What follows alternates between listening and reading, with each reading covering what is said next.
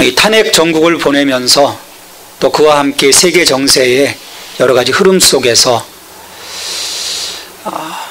참 우리가 2017년 어떻게 될까 그런 고민도 하게 되고요.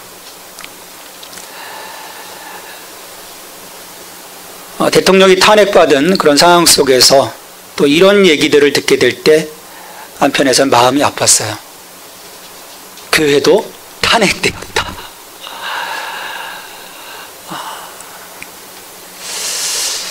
그 의미가 뭘까 곰곰이 생각을 해보았습니다.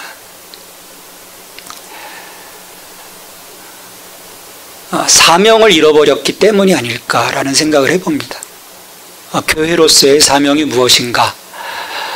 교회로서의 역할이 무엇인가? 또 그리스도인으로서의 그 정체성이 무엇인가를 우리가 잃어버렸기 때문이 아닐까? 우리가 복음서를 가만히 보면요, 예수님께서 오셔서 전하신 그 복음은 이 땅의 복음이 아닙니다. 하나님 나라에 대한 복음을 말씀하셨어요. 하나님 나라의 복음.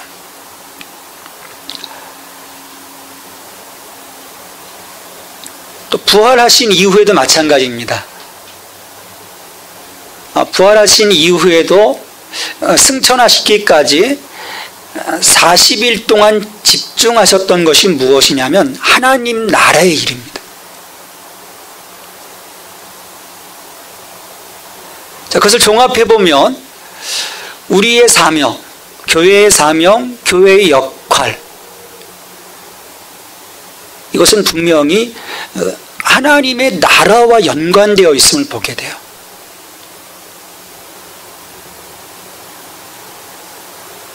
보통 사람들이 생각하는 차원과는 다른 것을 하나님이 요구하신다라는 것이죠.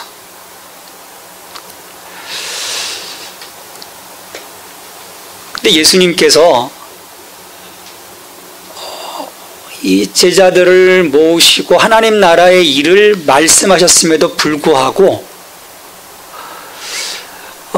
제자들의 관심은요, 하나님 나라의 일을 못했어요. 그렇게 40일간 집중해서 말씀하셨는데 이들이 던진 질문은요, 하나님의 나라가 어떻게 됩니까? 라는 그런 질문이 아니에요. 이스라엘의 회복이 언제입니까? 그들이 예수님을 따랐을 때는 이 땅의 왕국에 대한 기대가 있었어요. 메시아에 대한 기대인데 어떤 구속사적인 메시아의 그런 기대가 아닌 실은 어떤 그 정치적인 메시아로서에 대한 기대가 있었거든요. 어떤 자리에 대한, 권세에 대한 그런 욕망들이 그들 그 내면 속에 자리 잡고 있었어요.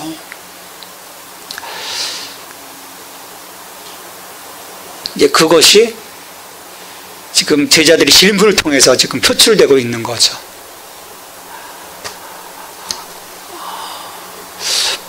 예수 그리스도의 그 부활을 체험했음에도 불구하고 이 땅의 그 왕국에 대한 그 기대와 또 권세에 대한 기대를 저버리지 못하는 것은 이기심이고 자기 욕망입니다.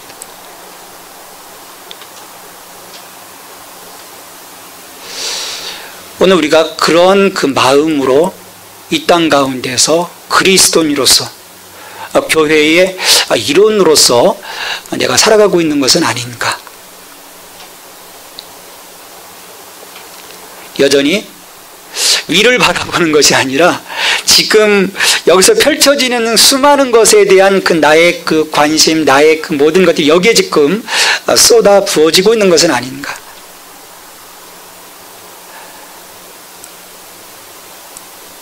예수님은 이런 제자들을 데리고 자기를 들어 보이시는 거예요. 부활하신 자신의 그 모든 것들을 드러내 보이시고 말씀해 주시고 하나님 나라를 보여주시고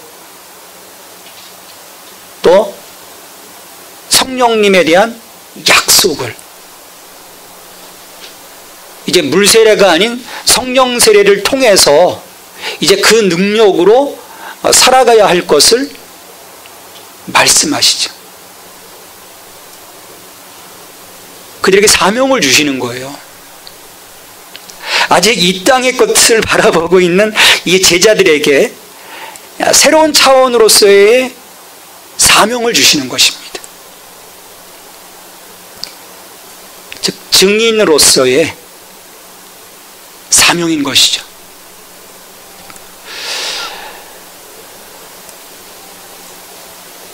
자, 우리가 증인으로서 이 제자들이 해야 될 것이 무엇이겠습니까? 먼저는 하나님의 나라가 임했음을 알리는 것이죠. 하나님의 구원이 시작되었고 이 땅에 갱신이 이루어지고 있다고 하는 요 유대 땅이 아닌 온 세상을 향하신 그 하나님의 개입이 이미 시작되어졌고 구속의 역사가 그 하나님의 통치가 이 땅 가운데 이루어지기 시작했다. 그리고 두 번째로는 예수 그리스도야말로 진정한 왕이시고 우리의 주이심을 선포하는 것입니다. 그분 앞에 무릎 꿇으라는 거죠. 그분 앞에 충성하라는 것입니다. 왜냐하면 그 길만이 구원에 이르는 길이기 때문인 거죠. 가서 전하라는 거예요. 그 로마 제국 그 당시에서 보면은 그 황제가 바뀌게 되지 않습니까? 그러면 어떻게 보면은 그 로마 제국의 그 속국으로 있는 그 모든 그 지역마다 전령들을 보냅니다. 새로운 황제가 등극했다. 그 뭐겠습니까? 새로운 황제의 알림을 통해서 이제 이 새로운 황제에게 충성하라는 거죠. 예수 그리스도께서 이 제자들을 파송함을 통해서 바로 그와 같은 하나님의 나라의 도래와 또 왕으로 오신 예수 그리스도 또 그분을 통해서 우리가 구원에 이르심을 선포하도록 우리에게 사명을 주신 것입니다.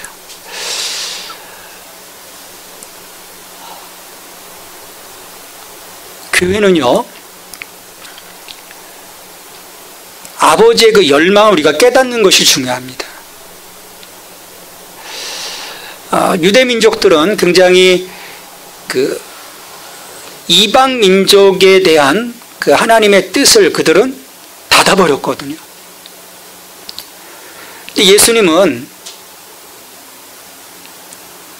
예루살렘과 온 유대와 사마리아 땅끝까지 이르러 내 증인이 되라고 말씀하심을 통해서 이런 그 민족주의적인 그리고 이 협소한 어떤 구원의 그 영역을 온 세상으로 확장하도록 요청하고 계세요.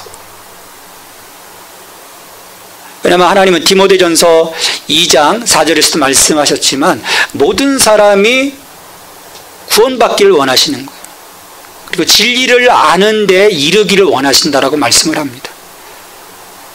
복음이 확장되어지기를 하나님 원하시는 거예요.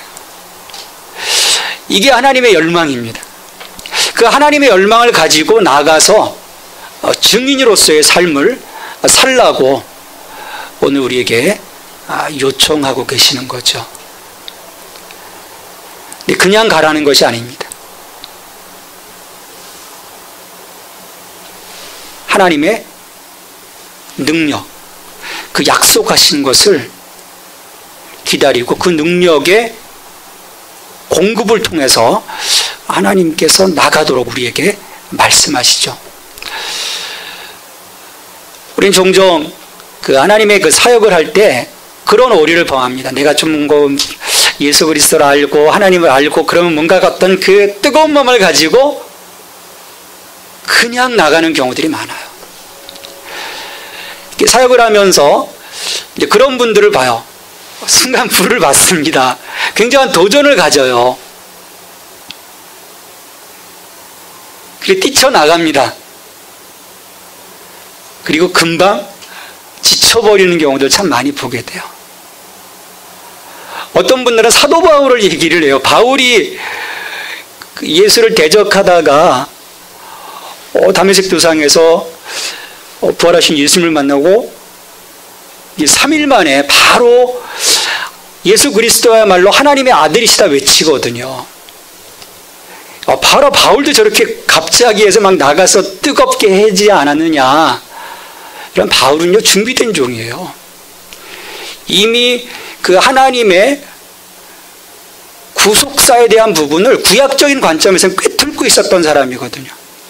충만한 거예요. 그리고 하나님에 대한 그 열망도 그가 이미 준비되어져 있었고 어떤 지적 기반도 준비되어져 있었는데 그것을 하나님이 순간 틀어주신 거죠. 어떤 패러다임을 바꿔주셨거든요. 준비되어 있었다라는 거죠.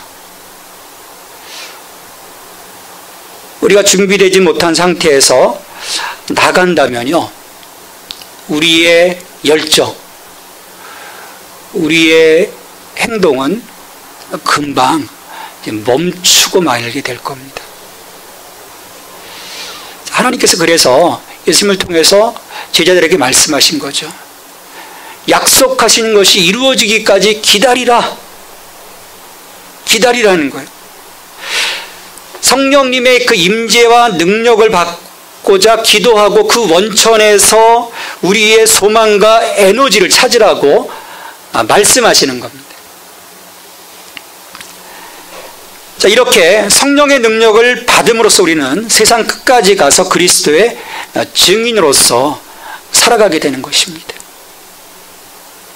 이 하나님의 나라는요, 성령 안에서 복음이 온 세상에 전파되어짐으로 세워지고 확장되어지는 것이기 때문입니다. 그러니까 우리의 시선을 이제 내게서 바깥으로 돌리라는 거죠. 우리의 생명교회가 창립되어진 지 만 5년이 지나서 이제 6년째 접어들고 있습니다. 우리의 그 몸을 추스려 가는데 집중을 했어요. 그런데 하나님이 깨닫게 하신 게 있습니다. 우리의 몸을 다 만들고 뭔가 좀 그럴싸해지면 우리가 바깥을 보리라. 우리의 생각인 거예요. 하나님의 계획은 그렇지 않습니다. 하나님께서는 이미 우리에게 권능을 주셨고 가도록 명하셨어요. 우리는 여전히 우리가 뭔가 좀 되어야 합니다. 우리가 갖추어야 합니다. 그런 생각을 가졌었습니다. 그럴 때요, 어떤 교회 역사를 보면 하나님이 흩어버리십니다. 가도록 하시는 거죠. 자, 우리가 증인으로서 온전히 살아가려고 하면 다른 그 어떤 것보다도 우리의 내면적인 힘입니다. 외형적인 힘이 아닌 것이죠. 그래서 예수 그리스도께서 제자들에게 성령에 대해서 약속을 해주셨어요. 오직 너에게 성령의 권능이 임하면, 권능이 임하면, 그게 하나님의 사인이라는 것이죠.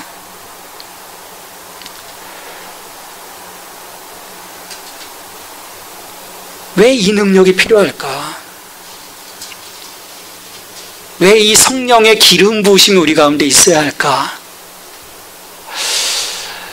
물론 담대함을 얻는 것 중요합니다. 나가서 예수 그리스도를 외치는 것, 우리의 입으로서 예수 그리스도를 외치고 이분만이 우리의 살 길입니다. 이분만이 우리의 구원이십니다. 외치는 것 중요합니다. 또 이렇게 외침을 통해서, 나의 선언을 통해서 누군가 그 두꺼운 외벽이 무너져 내리고 복음이신 예수 그리스도를 받아들이고 구원에 이룰 수도 있어요. 우리가 그와 같은 전도를 멈추지 말아야 될 이유입니다. 저렇게 해서 뭐가 될까? 아니에요. 성령이 역사하시면요, 그 전도지 한 장 던져주는 것을 통해서도 그들 속에 복음이 들어갈 수 있는 것입니다.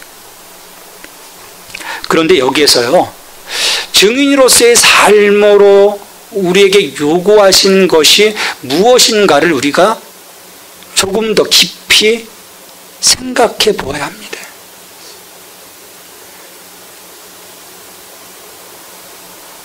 단순한 증인으로서의 그 말이 아닌 증인으로서의 삶의 모습을 우리에게 하나님은 요청하신다라는 거예요.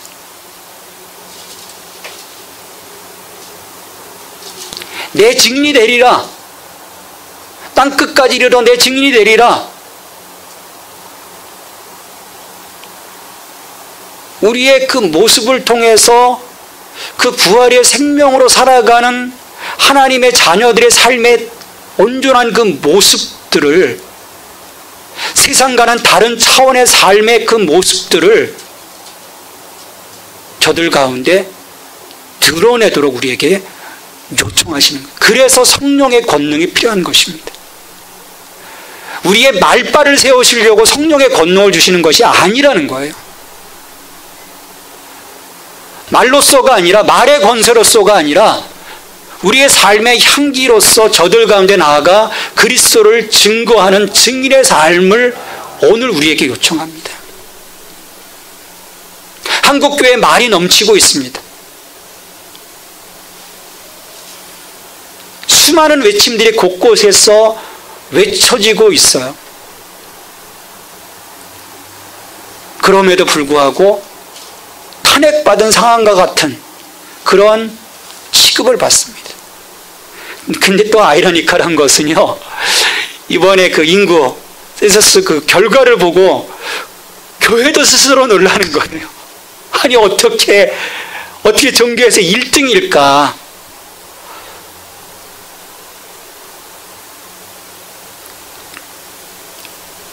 실제 온도차와 너무 차이 나는 것을 보면서 지금 또 교계는 의아해하고 있어요. 이게 뭐지? 숫자가 중요한 것이 아닙니다.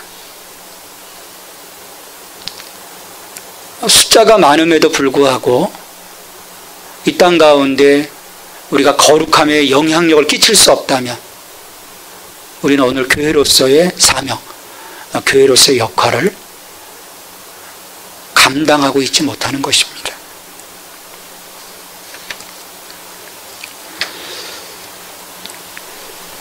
이처럼 말이 아닌 삶의 향기로 채워지기 위해서는요, 오늘 우리에게 성령의 권세가 필요한 것이죠.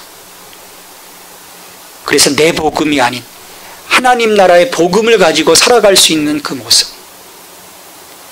그래서 내 삶의 현장으로 흩어져서 이 땅에서, 아니 저 다른 그 나라까지 나아가서 내가 작은 예수로 살아나갈 때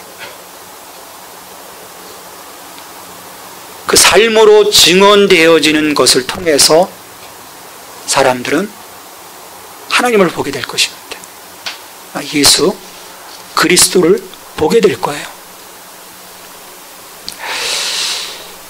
이제 우리가 이 삶을 살아야 합니다. 2017년 이 삶을, 이 선교적 사명을 우리가 살아야 합니다. 그런데요, 예수님께서 지금 이 약속, 이 중요한 것들을 선언해 놓으시고 제자들은 그럼 어떻게 우리 예수님이 이 일을 이루어 주실까? 기다리라는 말만 해놓고 어떻게 하십니까? 그냥 훌쩍 가버리셨어요. 40일간 집중적으로 이대로 훈련하시던 주님이 가버리셨습니다.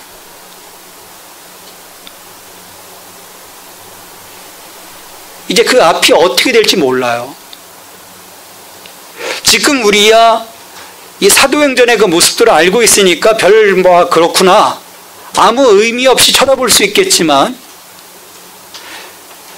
예수님이 죽어서 십자가에 달려서 절망 가운데 빠져 있다가 다시금 부활하신 그 예수 그리스도 앞에 모여서 왕국에 대한 회복을 기대하고 있었는데, 다시금 또 성령의 권능을 너희가 기다려라, 그래서 가버리셨어요. 여러분, 우리의 그 사역 앞에는요, 이런 그 블랭크가 있기 마련입니다. 아무것도 보이지 않습니다. 약속은 우리에게 주셨는데요, 아무것도 없는 거예요. 두려운 것이죠. 떨리는 것이죠.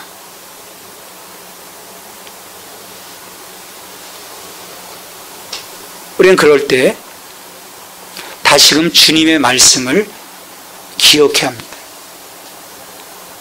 약속하신 것을 기다리라. 기다리라는 것이죠. 멈추라는 것입니다.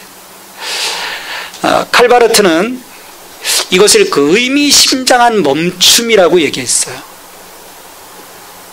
교회로 하여금 기다리고 기도하도록 하기 위한 멈춤이라는 거죠. 그러니까 능력으로 무장되기까지, 채워지기까지 기다리는 것, 영적인 숨을 고르는 것, 그것이 우리 가운데 필요하다는 것입니다. 그래서 제자들이 모여서 기도하게 되는 거예요. 두려운 마음들, 걱정되는 마음들, 염려하는 마음들, 그 불확실함을 뚫고 나가기 위해서 제자들은요, 다시금 모여 기도하기 시작합니다.